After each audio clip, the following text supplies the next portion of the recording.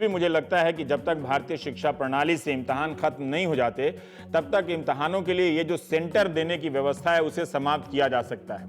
जिस स्कूल में आप 5 साल 10 साल पढ़ते हैं, वहाँ इम्तहान क्यों नहीं दे सकते? बच्चों को दूसरे स्कूलों के सेंटर पर ऐसे ले जाया जाता है जैसे अपराधी एक जेल से निकालकर दूसरी जेल में शिफ्ट किए जा रहे हैं। दूसरे स्कूल की अनजान इमारत और घबराहट पैदा करती होगी। जो स्कूल साल भर अपने बच्चों का इम्तहान लेते रहते हैं, वो अपने ही बच्चों के बोर्ड के इम्तहान नहीं ले सकते। ऐसा लगता है कि कोई हमें सुरंग में छोड़ गया है, अविश्वास की सुरंग में, और वहां से हम कभी निकलना ही नहीं चाहते। आपको ऐसा ना लगे कि इम्तहान कोई हल्का टॉपिक है तो सिर्फ 3-4 राज्यों के आंकड़े बता रहे हैं, जिससे आपको पता चल सकता है कि किस तादाद में बच्चों को इम्तहान में झोंका जा रहा है।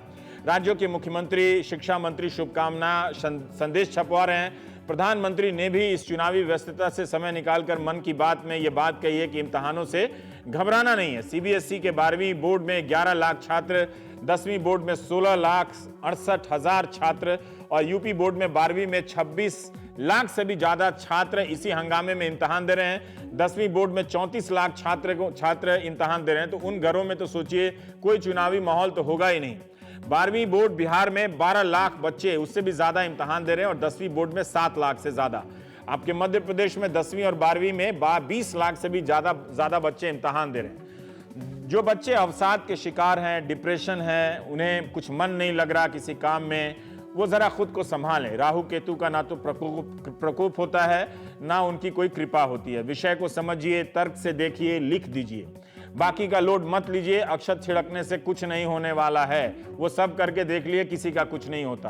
क्लास में ध्यान से सुनिए और व्हाट्सएप छोड़कर एकाग्र रहिए। इम्तहान वो जंग है जिसमें हर साल देश के लाखों बच्चे झोंक दिए जाते हैं। वो निकलते नहीं कि फिर एक नए बच्चों की पीढ़ी जो है बैच उसमें झोंक दी जाती है। इसके लिए व्यवस्था अवसरों को सीमित करती है, वैकेंसी कम करती है, अच्छे स्कूल कॉलेज कम बनाती है, ताकि आपका तनाव बढ़ता रहे, आप लोन लेकर प्राइवेट कॉलेजों में दाखिला लेते रहें। आपके तनाव से सिस्टम दूसरों के लिए जो अवसर पैदा करता है, ये जब आप समझ लेंगे तो इसी कारण से आप तनाव में नहीं रहेंगे कि आपकी इस एक कमजोरी से दूसरों का धंधा चल रहा है। इसलिए तनाव मत लीजिए। उस भूगोल के विषय को याद कीजिए, क्लासरूम को याद कीजिए, जिससे कई पीढ़ियों से लोग याद कर रहे हैं अमेरिका किधर है, अफ्रीका किधर है, दिल्ली किधर है और हरियाणा किधर है। स्कूल में लाखों बच्चों को पूरी दुनिया में ग्लोब पढ़ाया जा रहा है, भूगोल पढ़ाया जाता है। इसके बाद भी हम और आप गूगल मैप लेकर अपने शहर में दूसरों का पता खोज रहे होते हैं। ये भूगोल की पढ़ाई की कामयाबी का एक नमूना है। उम्मीद है आप मेरा इशारा समझ गए होंगे। हम प्राइम टाइम में बात करेंगे। ये जो कमाल के लोग गा रहे हैं, बेटा स्वेटर ना पहनो, उसी बैंड से जुड़े लोग हैं। स्वरात्मा, मैंने स्वरात्मा स्वर की आत्मा, वासु दीक्षित हैं और जिष्णु दास गुप्ता साहब हैं, ये हैं, और सुभाष गुप्ता हैं, ये आप मुंबई से हैं, रेल यात्री परिषद से हैं। वासु साहब, मैं आपसे जानना चाहता हूं कि ये जो बैंड बनाया है आप लोगों ने कि प्रेशर पंथी नहीं चलेगी, पागलपंथी चलेगी, मैं थोड़ा सा इसकी पृष्ठभूमि जानना चाहता हूं कि क्या है और कौन लोग हैं जो आप लोग ये सारा काम कर रहे हैं अच्छा वाला। नमस्ते, हम बैंगलोर से हैं। हमारे बैंड का नाम स्वरात्मा है। हमने एक गाना बनाया है, बेटा स्वेटर पहनो, जो हर माँ बाप बोलते हैं बच्चों को, उनके प्रोटेक्शन के लिए बोलते हैं। वो तो बंगाल में बोलते हैं। कभी कभी प्रेशर हो जाता है।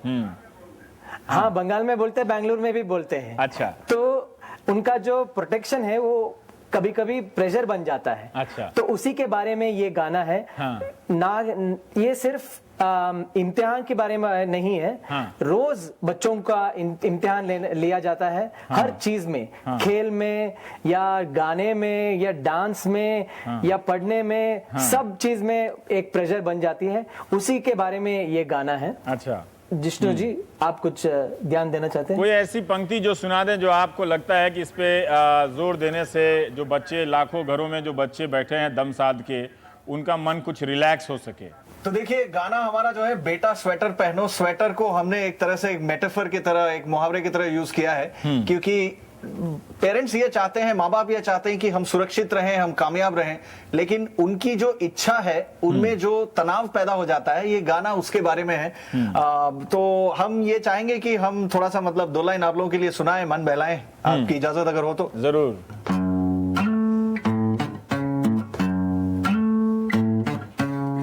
बेटा स्वेटर पहनो, नहीं तो लगेगी सर्दी।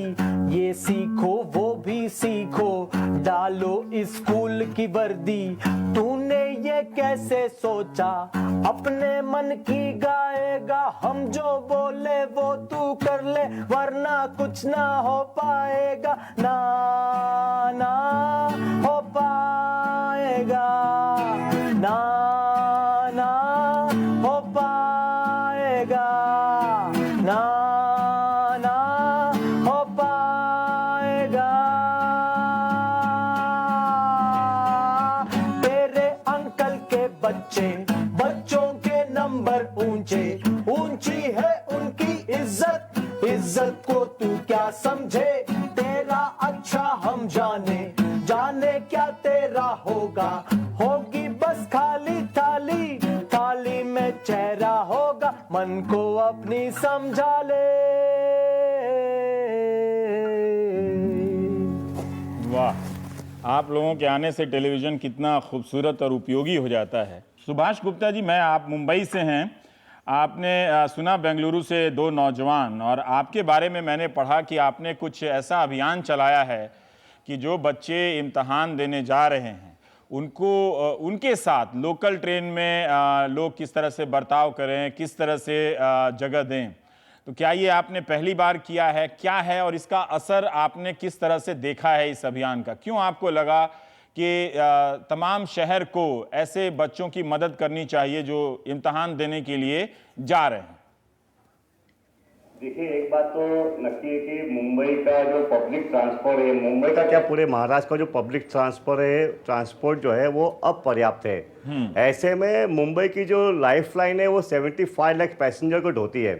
और जो विद्यार्थी है वो पहली बार, कई विद्यार्थी ऐसे जो पहली बार लोकल ट्रेन में एग्जाम देने के लिए चढ़ते हैं। कई विद्यार्थी ऐसे हैं जिनका स्टेशन जो है वो उसका जो एग्ज़ाम का जो सेंटर है वो कई स्टेशन आगे आया हुआ है। ऐसे में इन विद्यार्थियों को हमने एक सोशल मीडिया के मार्फत जो है इस तरीके का कैंपेनिंग चालू की है कि इन विद्यार्थियों को हम क्यों ना मदद करके एक खुशी हासिल करें। आप मदद करके देखिए कैसी खुशी मिलती है। एक बच्चा जो लाइन में खड़ा हुआ है, उसका एग्ज़ाम का समय बीतता जा रहा है, ऐसे में उसको यदि हम आगे लेके आके टिकट दिलवाते हैं तो उसकी खुशी देखिए, उस खुशी में अपनी खुशी देखिए। या एक विद्यार्थी जो है प्लेटफॉर्म पे खड़ा है, एक बात समझ लीजिए कि मुंबई की लोकल में चढ़ना युद्ध के बराबर है। ऐसे में उस विद्यार्थी को अपने कंपार्टमेंट में किस तरह से सेफ्टी के साथ में चढ़ने की व्यवस्था कराना, यदि उसको चढ़ाने के बाद उसकी जो खुशी है, उसका जो आत्मविश्वास जो बढ़ता है, उससे आपको खुशी कितनी महसूस होती है, आप करके देखिए। इस तरह का हमने पूरे मुंबई में, पूरे महाराष्ट्र में एक अभियान चढ़ा है। इस अभियान के मार्फत जो विद्यार्थियों को मदद करिए। ये विद्यार्थी जो है देश का भविष्य है, एक इसलिए जो है, और यही नहीं तो जो BST की बस है, वो बस में भी जो है इस तरह के विद्यार्थी जब लाइन में खड़े होते हैं, हमने BST के जो ड्राइवर्स है उनको भी आह्वान किया है कि आप जो है इस तरह के विद्यार्थी देखने के बाद आप इनको रुकाइए, आपकी लोकल को रुकाइए, आपकी बस को रुकाइए। इस तरह का भी हमने उनको आह्वान किया है। यहाँ तक हमने आह्वान किया है कि कोई जो हमारे कुर्ला है, CST है, दादर है, इस तरह के जो बड़े बड़े स्टेशन है जहाँ पर हमने स्वयं जो है TC के रूम में गए हैं, उनको आह्वान किया है कि निश्चित तौर पे आपको आदेश तो नहीं मिलेगा कि भाई इस तरह के बच्चों को हम रिलीफ देवें, लेकिन कोई बच्चा अचानक यदि टिकट लेने से रह जाता है या उसको घाई गर्दी में नहीं ले पाता है तो उनको रिलीफ दीजिए, उनकी मदद करिए। आप मदद करके तो देखिए इन बच्चों की, आपको कितनी खुशी होती है उन बच्चों की खुशी के साथ में। आपने जो जवाब दिया है उससे काफ़ी मुझे प्रसन्नता हुई है। और इम्तहानों के इस तनाव के दायरे में पब्लिक ट्रांसपोर्ट की क्या भूमिका हो सकती है, कम से कम मेरी नज़र से ऐसा कोई साहित्य नहीं गुजरा, क्योंकि दिल्ली में CBSE के इम्तहानों के दिनों में अब तो फिर से शुरू होने वाले हैं, काफ़ी कुछ छपता था, तो ट्रैफिक जाम तो हम समझते थे, लेकिन इस तरह की बातें आपसे मैं पहली बार सुन रहा हूँ। हो सकता है कि ये भी जो शिक्षा और इम्तहान पर जो लोग पढ़ते लिखते हैं उनके नज़र में हो। ये एक बहुत ही महत्वपूर्ण बात है। पर आपने इसको यहाँ तक आप कैसे पहुँचे इन बातों को देखकर? क्या आप हर साल इस तरह के पहली बार आए बच्चों से आप दो चार हो रहे थे, उनके अनुभवों से उनको आपने देखा इस तरह से परेशानियों से गुजरते हुए? देखिए, मैं स्वयं जो है रेलवे एक्टिविस्ट हूँ और करीब 28 साल से रेलवे पैसेंजर के हित में हम काम कर रहे हैं। लेकिन अक्सर मैं स्वयं जो है रेलवे का प्रवास करता हूँ और उस वक्त मैं कई बच्चों को इस तरह की परेशानियों में हमने देखा है। और इसलिए नॉर्मली हमारे कार्यकर्ता जो है रेल यात्री परिषद के, यात्री संघ मुंबई के हो या कोटला रेलवे प्रवास, इस तरह के हमारे जो पैसेंजर एसोसिएशन के कार्यकर्ता है, नॉर्मली हम लोग मदद करते ही है। लेकिन इस बार हमने सोचा क्यों ना पूरे महाराष्ट्र को इस अभियान में जोड़ा जाए। कहीं ना कहीं लोगों को आक्रोश किया जाए कि नहीं, हम मदद कर सकते हैं, हमने मदद, कई लोग मदद करना चाहते हैं लेकिन उनको जो है मदद के लिए आह्वान की आवश्यकता होती है। ऐसे में हमने इस बार कैंपेनिंग किया कि चलिए आप एक बार मदद करके देखिए, बच्चों की कितनी खुशी मिलती है। और ये योजना हमारी इतनी अच्छी रही कि कई तरह की मेरे पास फीडबैक आए कि सर बहुत अच्छा लगा, बहुत अच्छा लगा, एक बच्चा मेरे साथ था। कुछ फीडबैक बताएंगे? मैं उदाहरण के तौर पे बताऊंगा कि मुंबई से करीब जो है एक डोंबिवली रेलवे स्टेशन है, जहां पर एक यात्री का मुझे कॉल आया। उन्होंने कहा सर आपका नंबर भी मेरे को व्हाट्सएप पे मिला, आपका जो इस तरह का योजना थी मैं उसमें शामिल हुआ। और इत्तेफाक से मुझे जब मैं पढ़ रहा था, मैं अपनी उस वक्त जो है एक बच्चा मेरे को लाइन में लगा देखा, तो मैंने स्वयं जो है वो लोगों को आह्वान किया कि बच्चे को एग्जाम पे जाना है, कृपया आप जरा ये करें। तो तुरंत जो है लोगों ने उसको टिकट की व्यवस्था की, उसको आगे जाके टिकट लेने की व्यवस्था की। लेकिन वो बच्चे का जो माहौल था, उसको जो खुशी थी इस चीज़ की, उसको बहुत अच्छा लगा। उसको लगा कि मुझे इंपॉर्टेंस मिली है, मुझे मैं एग्जाम देने जा रहा हूँ, यानी कि बहुत अच्छे काम के लिए जा रहा हूँ। उसकी खुशी देख के मुझे सर बहुत खुशी हुई। इस तरह का मेरे को एक डोंबिवली से कॉल आया, एक जो है विरार से मेरे को कॉल आया, जो मैडम थी, उन्होंने कहा कि सर मैं लेडीज कंपार्टमेंट में हमेशा जाती हूँ फर्स्ट क्लास के, और एक दो बच्ची जो है वो खड़ी थी। तो मैंने उनको पूछा कि बेटा आपको कहाँ जाना है? बोले नहीं मुझे तो हमारी बांद्रा में जो है मुझे जाना है और इस तरह का मेरा एग्जाम वगैरह है। तो उन्होंने तुरंत जो है अन्य जो जितनी भी महिलाएं थी उनको कहा कि देखिए इनको 10वीं के एग्जाम में जाना है, क्यों ना हम इनको मदद करके पहले आगे चढ़। क्यों क्या होता क्या है, इस तरह के जो लास्ट स्टेशन होते हैं वहाँ पर गाड़ी आने के बाद इस तरह से युद्ध की तरह जो है लोग चढ़ते हैं कि छोटे मोटे बच्चों को तो चढ़ना मुश्किल ही होता है। लेकिन वो जो वहाँ पर उन्होंने उस महिला मेरी सह यात्री ने जो किया, उससे उन बच्चों को बहुत अच्छा लगा। ऐसे ही जो है कई स्टेशनों पर इस तरह का माहौल हुआ है। और यही नहीं सर, बीएसटी के बस पे भी इस तरह का माहौल बना है। कई जगह पे आज ही मेरे को एक कॉल आया और यहाँ मुलुंड से, और मुलुंड से टीसी ने एक स्टूडेंट्स को जो है मदद की जी। उसने फोन किया, सर आपका मैसेज हमारे तक मिला और एक बच्चा जो है वो चढ़ नहीं पा रहा था, मैं स्वयं आगे गया और उस बच्चे को चढ़ाने की व्यवस्था की। इस तरह का जो माहौल बना है, मैं एक ही चाहता हूं कि प्रधानमंत्री यदि एक कॉल करते हैं पूरे देश में सफाई के लिए पूरा हिंदुस्तान लग सकता है, क्यों ना इस तरह का कॉल, इस मदद का कॉल जिसमें हमें वाकई में खुशी मिलती है। मुझे भी सुभाष जी, मुझे भी यकीन है कि वो इम्तहानों पर अपने मन की बात में जोर देते हैं और आपका जिक्र जरूर करेंगे, क्योंकि इस तरह का प्रयास तो पहली बार सामने आया है, मतलब सार्वजनिक रूप से आपके जरिए। और भी लोग करते ही रहते होंगे स्थानीय स्तर पर। जो आप जो अनुभव बता रहे हैं, मुझे नहीं लगता कि उनकी नज़र से ये बात अब नहीं गुजरेगी, क्योंकि जब भी इम्तहानों के मौसम आएंगे आपका ज़रूर वो इस तरह की चीज़ों का वो जिक्र करते भी हैं मन की बात में। और एक ये सिस्टम के तहत एक लोक संस्कृति आप नहीं बनाना चाहते हैं कि किस तरह से मदद किया जाए। सुन के ही आपके अनुभव को इतना मज़ा आ रहा है कि हम आप क्या बताएं, हम बता नहीं सकते।